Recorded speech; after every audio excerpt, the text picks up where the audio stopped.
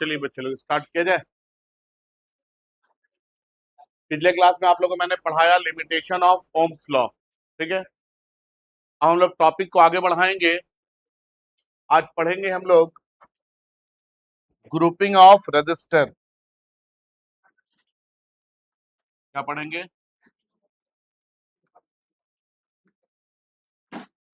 Grouping of register. आप लोग को मैंने ग्रुपिंग ऑफ कैपेसिटर पढ़ाया है ना?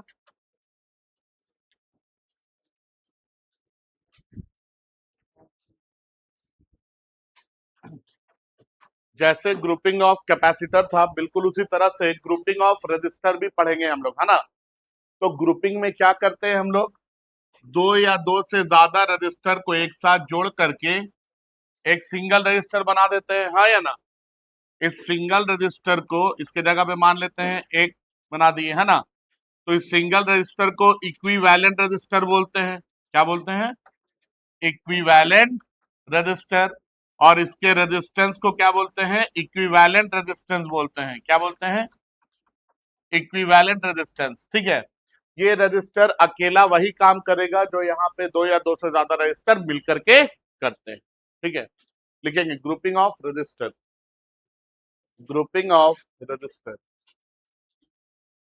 चलिए लिखेंगे अब इसमें। देखिए कंबाइनिंग, कंबाइनिंग, कंबाइनिंग टू और मोर register, combining two or more register, combining two or more register,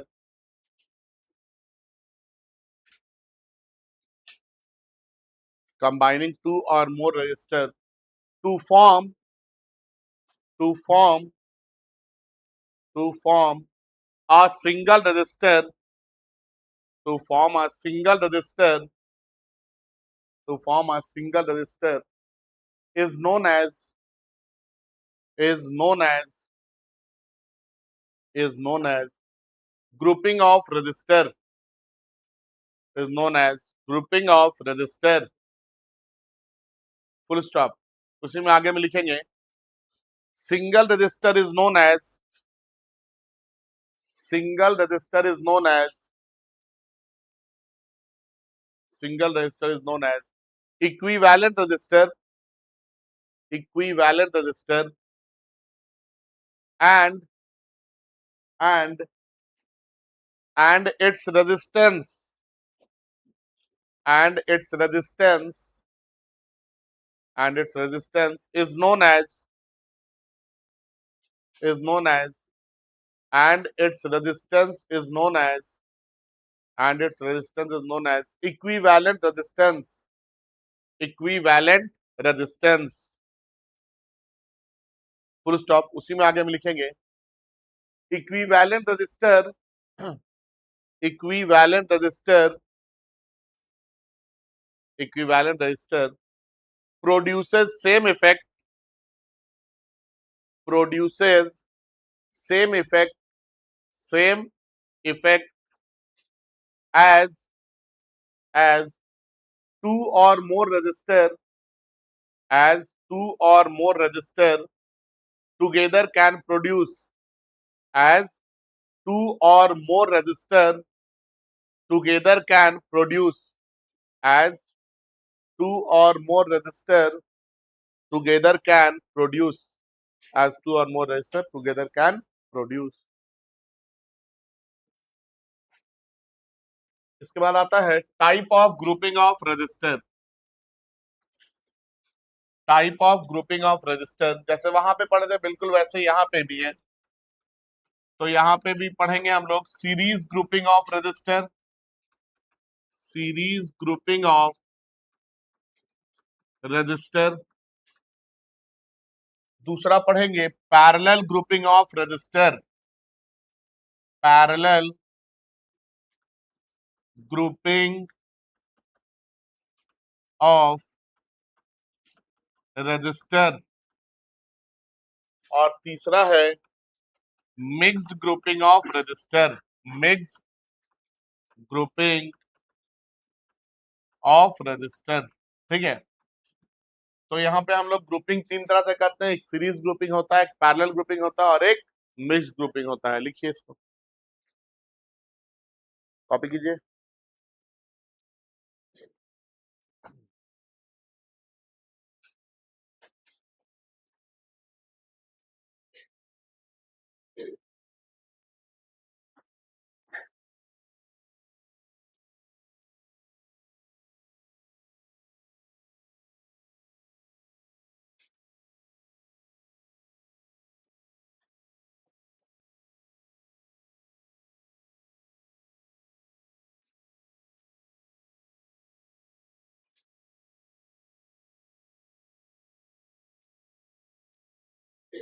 हो गया, आगे बढ़े।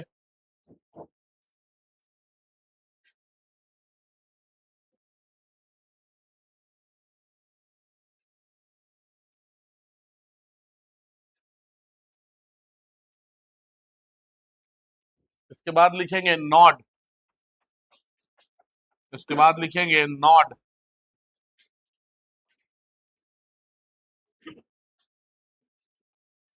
क्या होता है नॉड?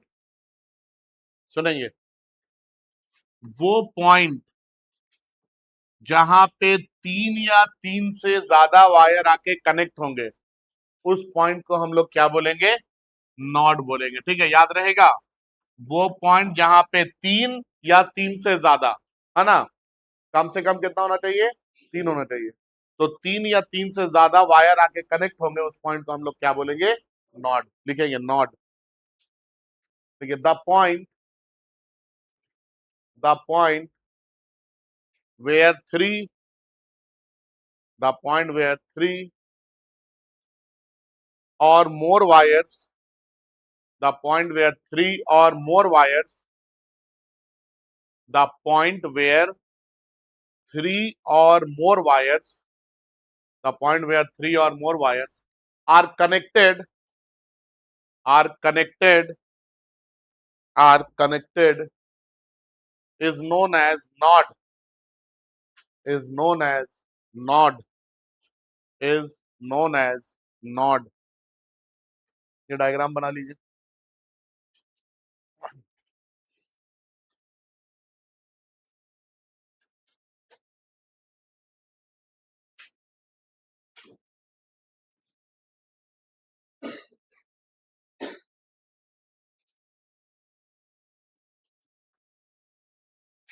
हो गया। अब हम लोग पढ़ेंगे पहले नंबर पे, जिसको हम बोलते हैं series grouping of register. Series grouping of register, series grouping of register. सुनेंगे अभी तक, है ना? देखिए, दो या दो से ज्यादा रजिस्टर को कुछ इस तरह से कनेक्ट करें,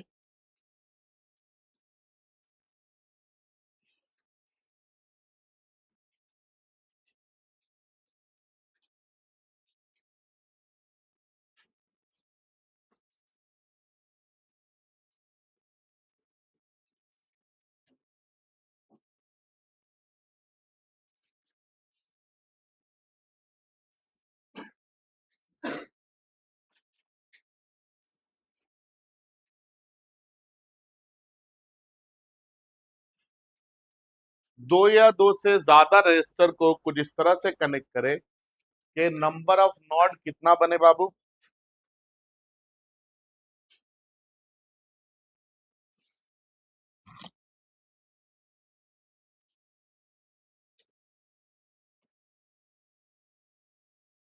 बोलिए, कितना नॉड दिख रहा है आप लोगों को? चार दिख रहा है। नॉड कितना दिख रहा है? तीन दिख रहा है। चार दिख रहा है।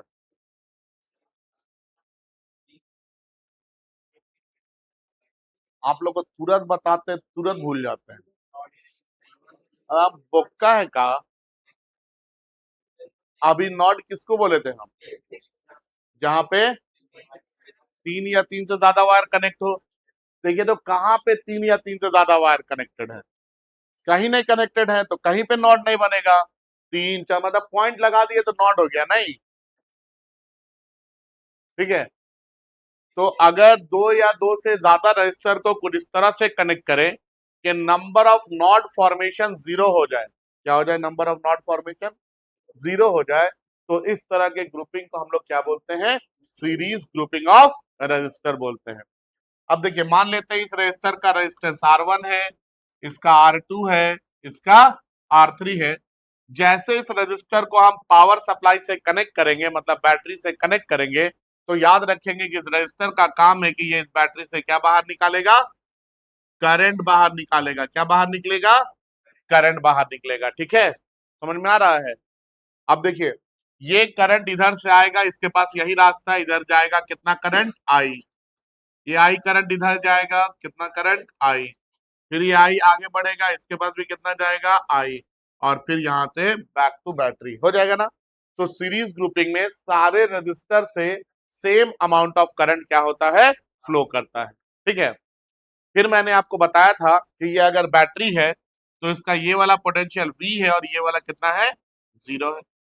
अगर ये V है मतलब ये पॉइंट कितना है, V है, और ये जीरो है तो ये पॉइंट कितना है, जीरो है। जब आप इधर से इधर जा रहे हैं तो क्या हो रहा है, जब आप इधर से इधर जा रहे हैं तो क्या हो रहा है, पोटेंशियल ड्रॉप हो रहा है। क्या हो रहा है, यहाँ पे V है, यहाँ पे जीरो है, तो ये वैल्यू बड़ा है, ये वैल्यू छोटा है ना, तो पोटेंशियल का वैल्यू लगातार क्या हो रहा है, गिर रहा है। ठीक है, इस चीज को हम लोग क्या बोलते हैं, पोटेंशियल ड्रॉप। क्या बोलते हैं, पोटेंशियल ड्रॉप। अब मान लीजिए 10 वोल्ट ड्रॉप पोटेंशियल था, हो सकता है 5 वोल्ट यहाँ गिर जाए, हो सकता है 3.5 वोल्ट यहाँ गिर जाए, हो सकता है 1.5 वोल्ट यहाँ गिर जाए, हाँ या ना, इस तरह तो हो सकता है। अब देखिए आप लोग को मैंने पढ़ाया है ओम्स लॉ। ओम्स के हिसाब से V इक्वल टू क्या होता है, IR। तो अगर पूछेंगे यहाँ पे पोटेंशियल ड्रॉप कितना, तो आप क्या बोलेंगे, V1 इक्वल टू कितना, I इंटू R1। R1 है ना, यहां से यहां तक पोटेंशियल ड्रॉप पूछेंगे तो क्या बोलेंगे, V2 equal to current into resistance, मतलब I इंटू R2। और यहां से यहां तक में क्या बोलेंगे, V3 is equal to I into R3, है ना। तो ये जो टोटल पोटेंशियल ड्रॉप होगा ये किसके बराबर होगा, V के बराबर होगा। याद रहेगा, जितना पावर सप्लाई है, जितना पोटेंशियल का, पोटेंशियल ड्रॉप भी उतना ही। ठीक है, लिखेंगे series grouping of resistor, series grouping of resistor लिखेंगे इसमें। बिल्कुल जैसे कैपेसिटर में पढ़े थे वैसे ही है, यहाँ पे वहां पे चार्ज निकलता है, यहाँ पे करंट। लिखेंगे कंबाइनिंग टू और मोर resistor, combining two or more resistor, two or more resistor in such a way that, in such a way that, in such a way that number of node formation, in such a way that number of node formation, number of node formation is zero, number of node formation is zero, is zero, then it is known as, then it is known as, then it is known as series grouping of resistor, that is known as series grouping of resistor, that is known as series grouping of resistor। ठीक है, अब देखिए हमको बोला जाता है कि expression बताइए इक्विवेलेंट रेजिस्टेंस का। इक्विवेलेंट रेजिस्टेंस का मतलब क्या है कि ये जो तीन रेजिस्टर यूज कर रहे हैं, इसके जगह पे अगर एक रेजिस्टर यूज करते हैं तो उसका रेजिस्टेंस कितना होना चाहिए। ठीक है, तो हेडिंग में डालेंगे एक्सप्रेशन फॉर, हेडिंग में डालेंगे expression for, expression for equivalent resistance, expression for equivalent resistance, expression for equivalent resistance in series grouping of resistor, expression for equivalent resistance in series grouping of resistor, expression for equivalent resistance in series grouping of resistor, in series grouping of resistor। ठीक है, चलिए देखेंगे अभी तक। R1, R2, R3 क्या है ये? Resistance offered by resistance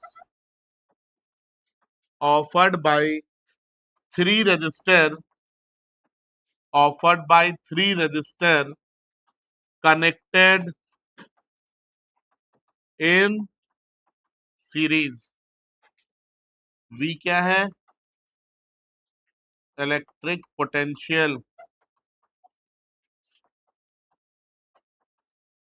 I क्या है? Current drawn out. Current drawn out from battery. और V1, V2, V3 क्या है बाबू?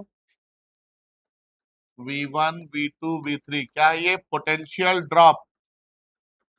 Potential drop across resistor of resistance. Across resistor of resistance R1. Across resistor of resistance R1, R2 and R3. ठीक है. यहाँ पे hair V जो है ये किसके बराबर? V1 plus V2 plus V3 के बराबर. यही होगा ना. V को हम लोग क्या और लिख सकते हैं? V1 को क्या लिखेंगे? I into R1. V2 को क्या लिखेंगे? I इंटू, और V3 को क्या लिखेंगे? I इंटू I कॉमन ले लेंगे, हाँ या ना. तो कितना आ जाएगा? I into R1 plus R2 plus R3. ये हो गया इक्वेशन नंबर 1. ठीक है. इसके बाद हमको बोला गया इक्विवेलेंट रेजिस्टेंस बताइए. मतलब ये 3 की जगह अगर एक रेजिस्टर यूज करें तो कितने का वो होना चाहिए. ठीक है. तो हम इस 3 की जगह एक रेजिस्टर ले लेते हैं और मान लेते हैं इसका इक्विवेलेंट रेजिस्टेंस कितना है? RS है. इसको इसी पावर सप्लाई से कनेक्ट करते हैं. पावर सप्लाई से कनेक्ट कर दिए. पावर सप्लाई कितने वोल्ट का है? 20 वोल्ट का है. और ये रेजिस्टर क्या करेगा? तो ये तीनों मिलके यहाँ से कितना करंट निकाला है? I. तो ये अकेला रेजिस्टर भी यहाँ से क्या करेगा? कितना करंट निकालेगा? I. ठीक है. हम लोग RS को बोलेंगे equivalent resistance in series. Equivalent resistance in series. तो यहाँ पे अगर हम आपको बोले V इक्वल टू क्या होगा तो क्या बोलेंगे आप? I into RS. देखिए जो पोटेंशियल ड्रॉप यहाँ है वही पोटेंशियल ड्रॉप यहाँ भी है. दोनों का पोटेंशियल ड्रॉप क्या है? सेम है ना. तो हम फ्रॉम 1 एंड 2 क्या लिख सकते हैं? फ्रॉम 1 एंड 2 हम लिख सकते हैं I into RS is equal to I into R1 plus R2 plus R3. I cut गई, क्या बच गया? RS is equal to R1 plus R2 plus R3. ठीक है. तो अगर आपको सीरीज में इक्विवेलेंट निकालना होगा तो सारे रजिस्टर के रेजिस्टेंस को सिंपल क्या कर देना है? ऐड कर देना है. जब कैपेसिटर पढ़ते हैं तो ये वाला फॉर्मूला हम लोग किस में यूज करते हैं? पैरेलल में, है ना. और रजिस्टर में किस में यूज करते हैं? सीरीज. ठीक है. कॉपी कीजिए इसको पास.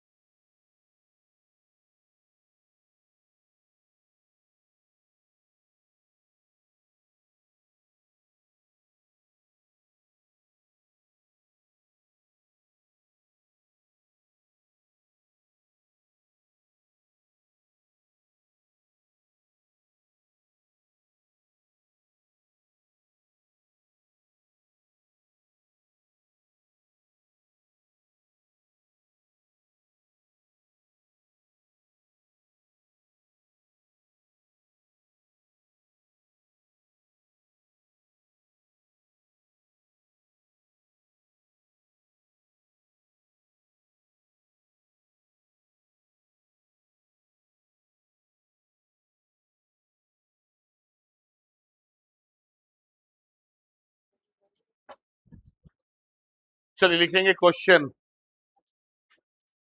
क्वेश्चन लिखिए, लिखेंगे three register of resistance, three register of resistance 1 ohm, 1 ohm, comma 2 ohm, 2 ohm, and 3 ohm, and 3 ohm are connected in series, are connected in series, are connected in series, and also connected, and also connected, and also connected to a power supply, and also connected to a power supply of of to a power supply of 30 volt, 30 volt. Full stop. Find find number one में लिखेंगे, number one में equivalent resistance, equivalent resistance.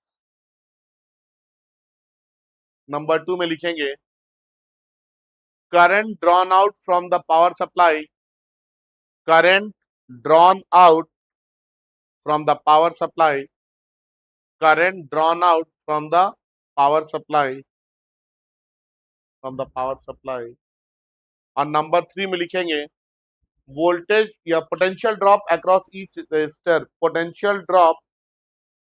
Number three में लिखेंगे potential drop across each resistor, potential drop across each resistor.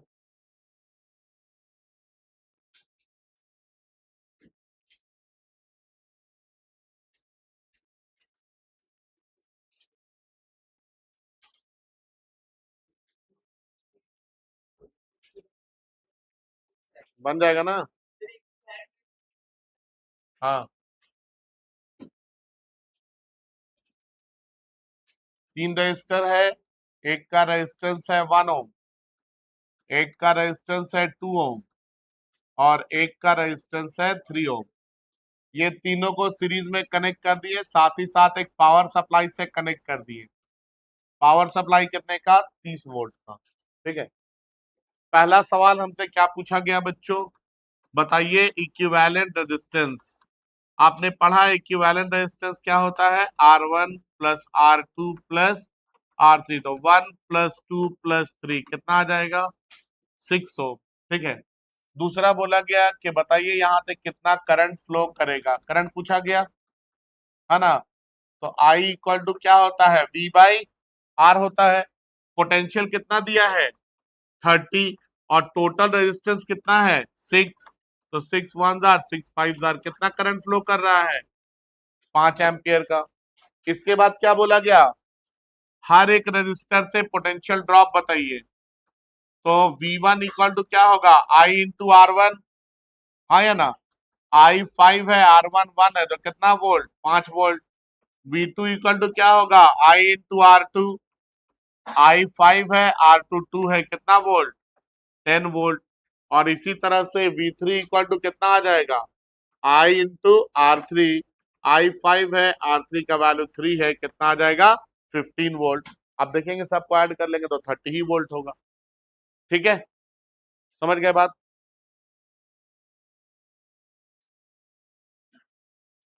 तो नहीं, copy कीजिए।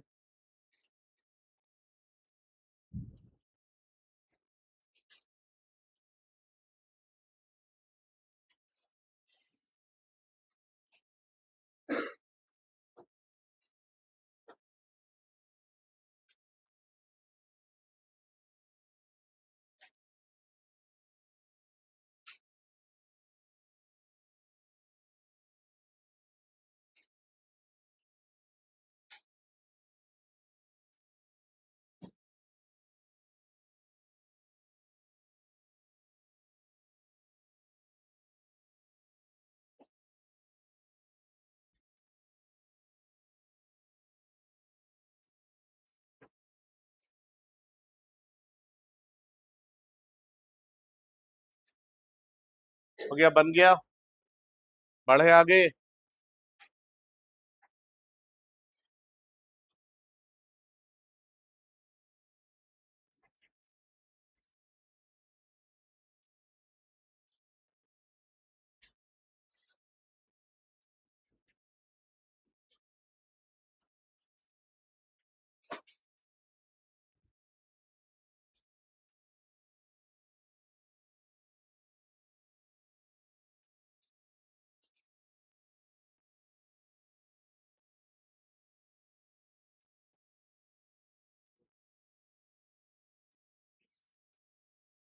चलिए देखिए इधर, क्वेश्चन में दिया हुआ सबसे बड़ा रेजिस्टेंस कितना है? 3 ओम। इक्विवेलेंट कितना आया है? 6 ओम। मतलब सीरीज ग्रुपिंग में जो इक्विवेलेंट होगा वो दिए हुए सबसे बड़े रेजिस्टेंस से क्या होगा? बड़ा होगा। सारे रेजिस्टर से करंट क्या होगा? सेम अमाउंट में फ्लो करेगा, है ना? तो सीरीज ग्रुपिंग में सारे रेजिस्टर से करंट जो है वो क्या होता है? सेम अमाउंट में फ्लो करता है। और लास्ट में जिसका रेजिस्टेंस ज्यादा होगा वहां पे पोटेंशियल ड्रॉप भी ज्यादा होगा। 3 ओम वाले से ज्यादा है ना? हाँ या ना? कितना? 15 वोल्ट है। तो याद रखेंगे कि रेजिस्टेंस ज्यादा होगा तो पोटेंशियल ड्रॉप भी वहां पे ज्यादा होगा। लिखेंगे रिमार्क 1, रिमार्क 1, रिमार्क 1 लिखेंगे। In series grouping of resistor, in series grouping of resistor,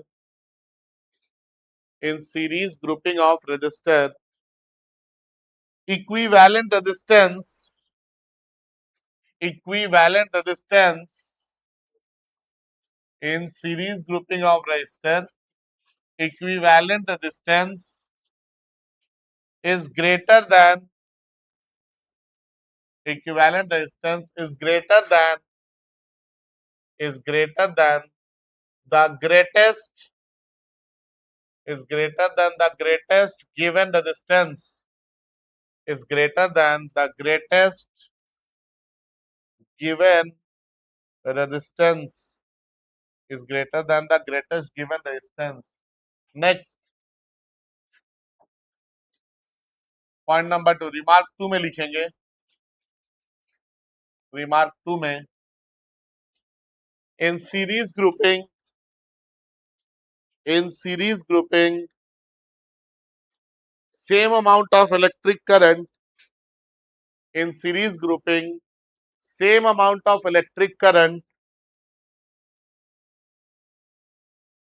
same amount of electric current flows through all the resistor, flows through all the resistor, flows through all the resistor, same amount of electric current flows through all the resistor, flows through all the resistor. और remark 3 में लिखेंगे potential drop will be maximum, potential drop will be maximum, potential drop will be maximum. Point number 3 में लिखना है potential drop will be maximum across the resistor, across the resistor having maximum resistance, potential drop will be maximum across the resistor having maximum resistance. इसके बाद बच्चों दूसरे number पे हम लोग आएंगे जिसका नाम है पैरेलल ग्रुपिंग ऑफ रेजिस्टर। क्या नाम है? Parallel grouping of resistor. देखिए अगर दो या दो से ज्यादा रेजिस्टर को हम लोग कुछ इस तरह से कनेक्ट कर देते हैं,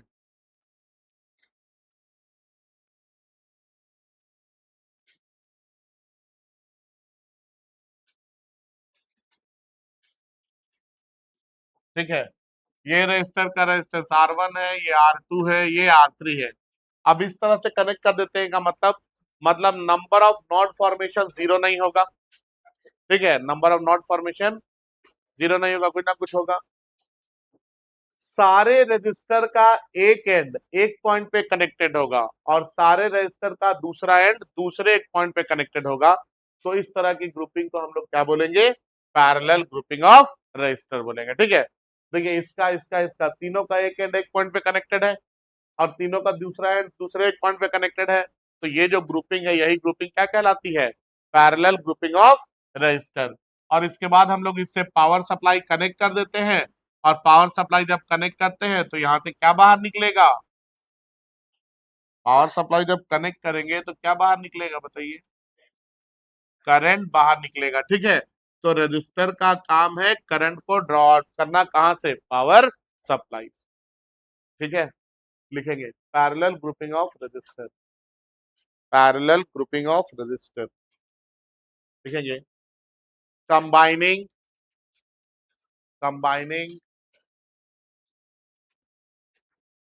टू और मोर register, combining two or more resistor, two or more resistor in such a way that, in such a way that, in such a way that, in such a way that one end of all the resistor, in such a way that one end of, one end of all the resistor, one end of all the resistor are connected at one point, one end of all the resistor are connected at one point, are connected at one point, and other end of all the resistor, and other end of all the resistor are connected, are connected at another one point, are connected at another one point, are connected at another one point, then this type of grouping, then this type of grouping is known as, then this type of grouping, another one point, then this type of grouping is known as parallel grouping of resistor. Then this type of grouping is known as parallel grouping of resistor. One end of all the resistor are connected at one point, and other end of all the resistor are connected at another one point, and other end of all the resistor are connected at another one point. Then this type of grouping is known as parallel grouping of resistor. Heading में डालेंगे, heading में expression for equivalent resistance, expression for equivalent resistance in parallel grouping of resistor, expression for equivalent resistance in parallel grouping of resistor, expression for equivalent resistance in parallel grouping of resistor, expression for equivalent resistance in parallel grouping of resistor. ठीक है, equivalent का मतलब क्या है कि ये तीन की जगह कितना इस्तेमाल करना चाह रहे हैं, एक, है ना। अब देखिए इधर, ये तीनों मिलकर इस बैटरी से आई करंट निकाला, ये आई करंट यहां तक तो आया, और यहां पे आने के बाद ये आई करंट तीन पार्ट में बढ़ जाएगा, I1, I2, I3 होगा ना, नहीं समझे बात। इधर देखिए, इधर ये मान लीजिए एक पाइप है, पाइप से पानी आ रहा है, और ये पाइप अब तीन और पाइप में बढ़ गया है, तो पानी तो अब तीनों पाइप में जाएगा। तो इसी तरह से करंट है, करंट आया और यहाँ पे तीन और वायर में बढ़ गया, तो ये आई करंट अब तीनों वायर में क्या होगा, फ्लो करेगा। ठीक है, R1 से कितना करंट जा रहा है, I1, R2 से I2, और R3 से कितना जा रहा है, I3। तो अगर आपसे पूछा जाए कि बताइए, सबसे पहले तो R1, R2, R3 क्या है, resistance offered by three resistor connected in parallel. ठीक है, B क्या है, इलेक्ट्रिक पोटेंशियल, I क्या है, current drawn out from the battery. अगर आपसे पूछा जाए I1, I2, I3 क्या है, तो क्या बोलेंगे, current flowing, current flowing through resistor, through resistor of resistance, through resistor of resistance R1, R2, R3। आगे देखिए इधर, इधर इधर मैंने बताया है, ये बैटरी V वोल्ट का मतलब ये पोटेंशियल V और ये कितना है, 0। मतलब ये वाला एंड जो है ये V पे है, और ये वाला एंड जो है ये किस पे है, 0 पे है। तो अब देखिए, आप इस रास्ते से जाएंगे, V से स्टार्ट किए, कहां पहुंचे, 0 पे, पोटेंशियल ड्रॉप कितना हो गया, 0। अरे नशा उस पर का वी से स्टार्ट किए 0 पे गए तो ड्रॉप कितना हुआ वी का ना, इस रास्ते से गए, वी से स्टार्ट किए 0 पे पहुंचे, फिर से वी, इस रास्ते से गए तो भी पोटेंशियल ड्रॉप कितना होगा, वी से स्टार्ट किए 0 पे पहुंचे तो पोटेंशियल ड्रॉप कितना, 0, सॉरी वी, हाँ या ना। तो यहाँ पे अगर हम आपको बोले कि हर एक रजिस्टर से, जितना भी रजिस्टर है यहाँ पे, हर एक रजिस्टर से पैरेलल ग्रुपिंग में पोटेंशियल ड्रॉप क्या होता है, सेम होता है, हाँ या ना। पैरेलल ग्रुपिंग में हर एक रजिस्टर में पोटेंशियल ड्रॉप का वैल्यू क्या होगा, सेम होगा। कोई दिक्कत नहीं यहाँ तक, आगे देखेंगे। हम आपको बोले कि यहाँ पे हेयर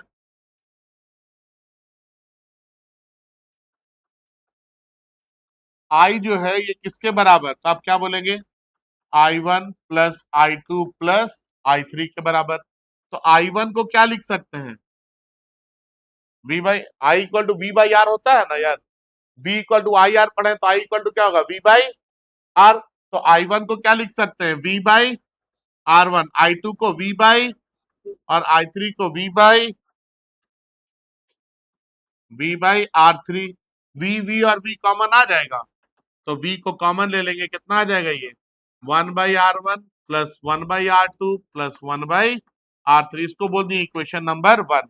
इसके बाद हम लोगों ने 3 के जगह एक रेजिस्टर यूज किया, बोल देते हैं इसका रेजिस्टेंस कितना है, आरपी है। तो हमें पूछा जाएगा आरपी क्या है, तो क्या बोलेंगे, इक्विवेलेंट रेजिस्टेंस इन पैरेलल है। तो यहाँ पे अगर आपसे हम करंट पूछे तो आप यहाँ पे क्या बोलेंगे, I is equal to V by resistance कितना है, आरपी। जितना करंट यहाँ पे फ्लो कर रहा है इक्विवेलेंट है तो उतना ही यहाँ पे भी फ्लो करेगा। तो 1 और 2 दोनों क्या हो जाएगा, सेम। तो हम क्या लिख सकते हैं, फ्रॉम 1 एंड 2, 1 और 2 से हम लिख सकते हैं V by R P is equal to कितना, V into 1/R1 plus 1/R2 plus 1/R3। V और V कैंसिल हो जाएगा, 1/RP इक्वल टू कितना आ जाएगा, 1/R1 plus 1/R2 plus 1/R3। जब हम क्वेश्चन सॉल्व करेंगे तो किसका वैल्यू निकालेंगे, आरपी का, 1/RP का नहीं, किसका निकालेंगे, आरपी का, याद रहेगा। चलिए कॉपी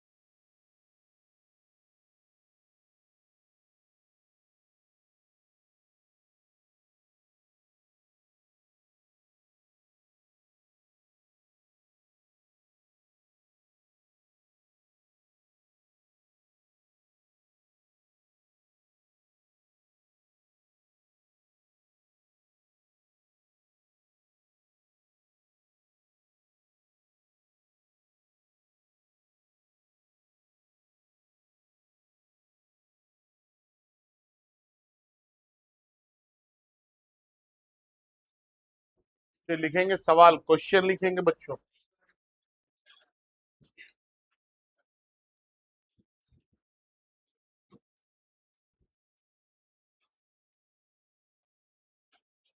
लिखिए 3 register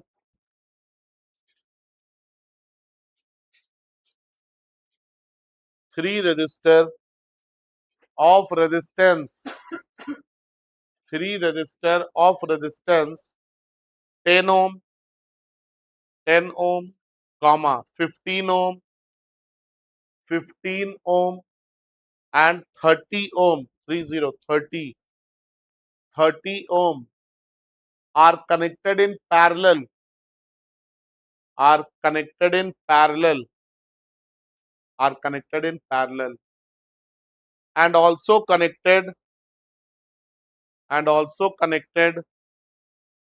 to a power supply, and also connected to a power supply of to a power supply of and also connected to a power supply of 30 volt, 30 volt, full stop. Find number one में लिखेंगे, number one में equivalent resistance, equivalent resistance, equivalent resistance. Number two में current, current drawn out from power supply, current drawn out from power supply, current drawn out from power supply. और number three में लिखेंगे current flowing through each resistor, current flowing through each resistor, current flowing through each register.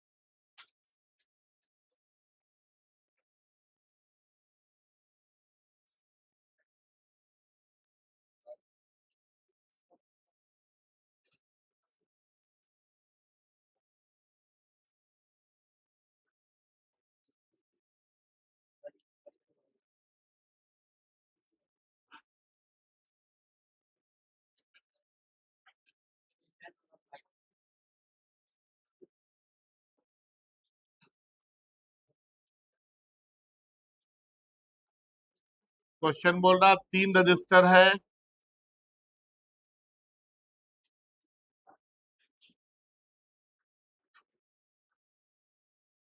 इन तीनों register को हम लोगों ने parallel में connect किया है। एक 10 ओम का है, एक 15 ओम का है और एक 30 ओम का है, यही है ना। और इसके बाद इसको पावर सप्लाई से कनेक्ट किए हैं। कितना पावर सप्लाई है? 30 वोल्ट। पहला सवाल है कि इक्विवेलेंट रेजिस्टेंस बताइए इन पैरेलल। आपने पढ़ा है 1/Rp is equal to 1/R1 plus 1/R2 plus 1/R3। तो 1/Rp equal to 1/10 plus 1/15 plus 1/30, यही होगा ना। आपने 30 ले लिया होगा एलसीएम, तो ये कितना आ जाएगा? 3, 2, 1, यही आया है। तो 1/Rp का वैल्यू आ गया 6/30। 6 1 6 5 आपको आरपी चाहिए, तो आरपी कितना आ जाएगा? 5 ओम। पहले सवाल का जवाब मिल गया। दूसरे का 6 एम्पियर। ओके ठीक है। आई आपसे पूछा गया है, आई इक्वल टू क्या होता है? V/R होता है। V है 30 और इक्विवेलेंट रेजिस्टेंस 5 है, तो ये कितना आ गया? टोटल 6 एम्पियर करंट निकलेगा। इसके बाद